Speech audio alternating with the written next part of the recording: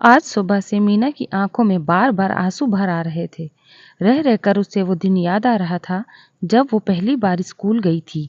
कितना उत्साह, कितनी प्रसन्नता थी उसे स्कूल जाने में। नए नए कपड़े, नई नई पुस्तकें और नया नया शानदार बस्ता। सब कुछ उसे अपनी गुड़िया से भी अधिक प्यारा लग रहा था।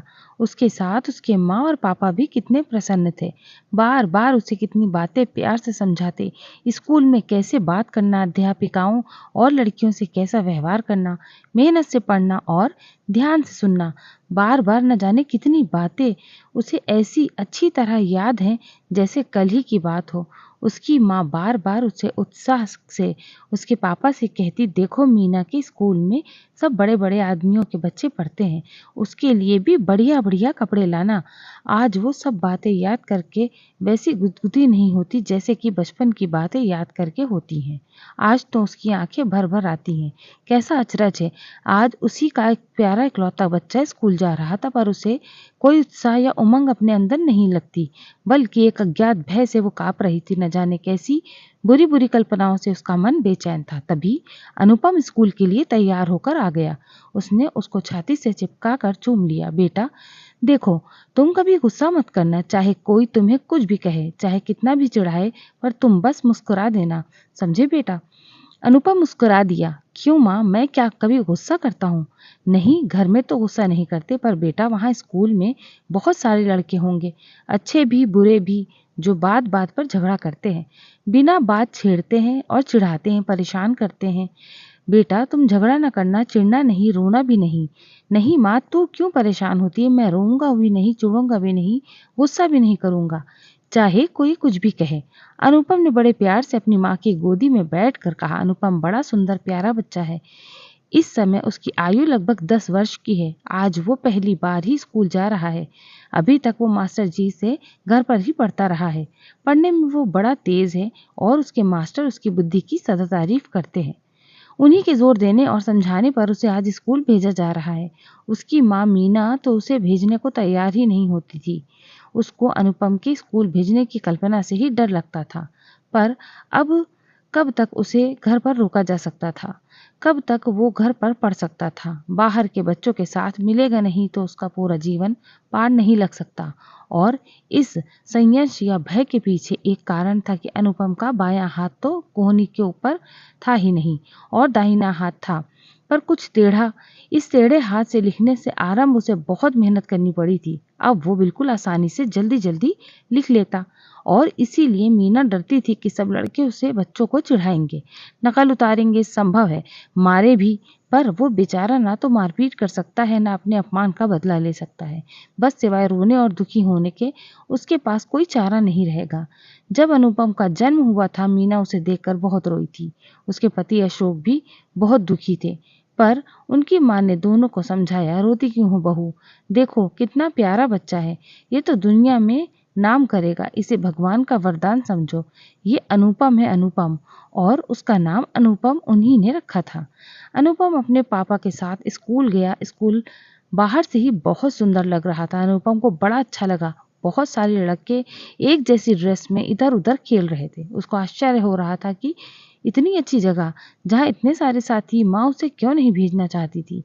अनुपम के हेडमास्टर उसकी एक छोटी सी परीक्षा लिखने और पढ़ने की ली। प्रसन्न होकर उसे दाखला छठे दर्जे में कर लिया, फिर चपरासी से उसे दर्जे में पहुंचवा दिया। अनुपम के पापा घर चले गए, पर वो नई कक्षा में पहुंचा तो सारे लड़के खूब शोर कर रहे थे, इधर उधर डेस्कों और बेंचों पर कूद रहे थे।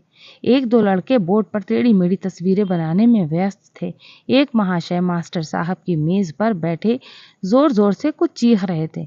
ऐसा लगता था कि ढेर सारे बंदर किसी जंगल से लाकर कक्षा में छोड़ दिए गए हों। अनुपम को दरवाजे पर खड़ा देखकर पहले तो सारे लड़के एकदम चुप हो गए, फिर एकाएक खिलखिलाकर हंस पड़े। एक बड़ा शैतान सा लड़का उसके पास आया और बड़ी अदा से उसके हाथ पकड़कर बोला, ओह, आपका ये हाथ तो बड़ा सुंदर है, कहिए किस अजायब घर से छूट कर आ रहे हो। अनुपम हक्का बक्का रह गया। ऐसी बातें उसने न कभी सुनी थी। वो आंखें फाड़े एक को देखता ही रहा, कभी दूसरे को, और अब लड़के उसे चारों ओर से घेर कर खड़े हो गए। इतने में पीछे से एक लड़का चिल्लाया, अरे ये तो दुश्मनों की कैद से छूट कर आ रहा है शायद। हाँ हाँ, अपने हाथ भी वहीं बाट आया है।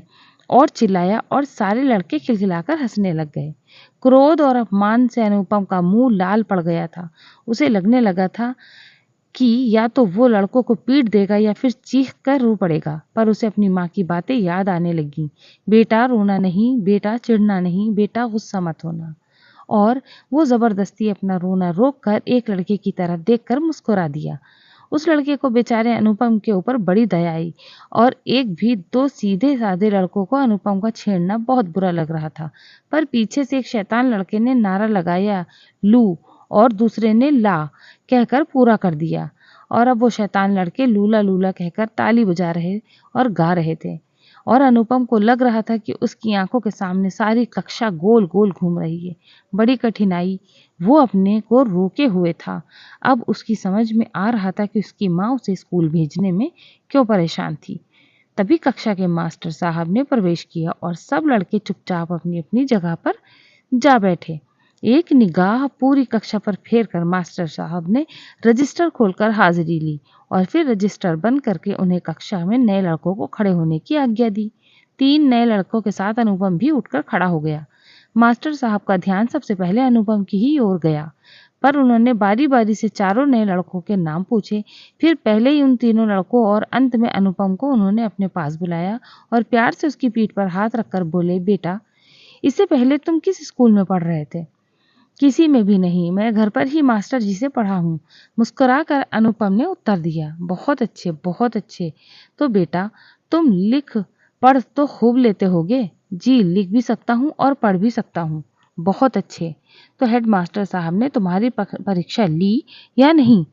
जी, उन्होंने थोड़ी सी हिंदी पढ़वाई थी, थोड़ी अंग्रेजी और एक सवाल करवाया था। अच्छा, तुम हमें भी कुछ लिख कर दिखाओ ना, कहकर उन्होंने फिर उसकी पीठ थपथपाई। जी, क्या लिखूं? अनुपम फिर मुस्कुरा दिया। क्या लिखूं? अच्छा, तुम्हारा नाम क्या है? जी, अनुपम। अनुपम, बहुत बहुत अच्छे। तो तुम अपना नाम ही लिख कर दिखाओ। और उन्होंने मेज पर चौक उठाकर अनुपम के हाथ में पकड़ा दिया। उसने सोचा भी न था कि मास्टर जी उसे इतने बड़े बोर्ड के सामने लिखने को खड़ा कर देंगे। वो मन ही मन घबराता सा आगे बढ़ा और श्याम पट पर बड़ा सा अनुपम लिख दिया। और अब के मास्टर जी कुछ बोलते उससे पहले ही एक लड़का पीछे से चिल्लाया, बहुत अच्छे, बहुत अच्छे। और सारी कक्षा के लड़के खिलखिलाकर हंस पड़े। मास्टर साहब ने घूर कर जिधर से आवाज आई थी उधर देखा और अपना डंडा जोर से मेज पर पटक दिया। लड़के तो शांत हो गए, पर अनुपम बेहद घबरा गया। उसकी आंखों में आंसू आ गए। अनुपम का उतरा हुआ चेहरा देखकर मास्टर साहब को बड़ी दया आई। उन्होंने उसकी पीठ पर हाथ फेरकर प्यार से कहा, लिखते तो तुम बड़ा सुंदर हो, पर तुमने पूरा नाम तो लिखा ही नहीं। पूरा नाम? जी, पूरा नाम क्या होता है? अनुपम ने घबरा कर पूछा। पूरा नाम जो सरनेम जोड़ने से बनता है, और सरनेम वो जो तुम्हारे परिवार का नाम हो, जिसे बाहर वाले तुम्हें पुकारते हो। जी, अनुपम ने एक क्षण कुछ सोचा और अनुपम के आगे बड़े बड़े अक्षरों में लूला लिख दिया। क्षण भर सब सन्न। तब मास्टर साहब ने कहा, लूला, लूला तो तुम्हारा सरनेम नहीं है बेटा। जी, सरनेम ही है, इसी नाम से सब पुकारते हैं। अच्छा, तुम्हारे पिताजी का पूरा नाम क्या है? जी, अशोक वर्मा। अशोक वर्मा? वही वर्मा लिखो ना, तुम्हारा पूरा नाम हुआ अनुपम वर्मा। ना जाने कैसे एक क्षण में अनुपम का गुस्सा, रोना, दुख सब हवा में उड़ गया। वो तनकर खड़ा हो गया और मुस्कुराकर बोला, नहीं मास्टर जी, नहीं, मेरा पूरा नाम तो यही है, अनुपम लूला। एक नाम अनुपम माँ बाप का दिया हुआ और एक सरनेम लूला भगवान का दिया हुआ है मास्टर जी। कहते हुए उसने अपनी कोहनी से कटा हुआ हाथ ऊपर उठा दिया और मुस्कुरा दिया। अब उसकी आंखों में कोरे भीग चली थी और सारी कक्षा के लड़के चुपचाप सर झुकाए हुए जड़ बने बैठे थे। तभी अनुपम के पिता अशोक वर्मा चपरासी के साथ दरवाजे पर आकर खड़े हो गए। घर पर मीना ने उन्हें बड़ा परेशान किया था कि एक बार स्कूल जाकर देखाओ ना, लड़के अनुपम को परेशान तो नहीं कर रहे हैं। उन्हें देखकर अनुपम मुस्कुराने लगा। पापा? सब लड़कों के साथ मास्टर जी भी उधर देखने लगे और लपक कर अशोक बाबू के पास पहुंचकर बोले, आप ही का बेटा है अनुपम? हीरा है साहब, हीरा। बिल्कुल अनुपम साहब, बड़े भाग्यवान हैं आप, कहते हैं उनकी आंखें भर आई। दरवाजे पर खड़े अशोक वर्मा ने बोर्ड पर बड़ा बड़ा अनुपम लूला लिखा देख लिया था। वो घर लौट आए और अपनी पत्नी मीना से अनुपम की चिंता करना छोड़ दो, उसने मुश्किलों से जूझना सीख लिया है। और अपनी माँ से कहा, अम्मा अम्मा तुम्हारा बच्चा सच में अनुपम है।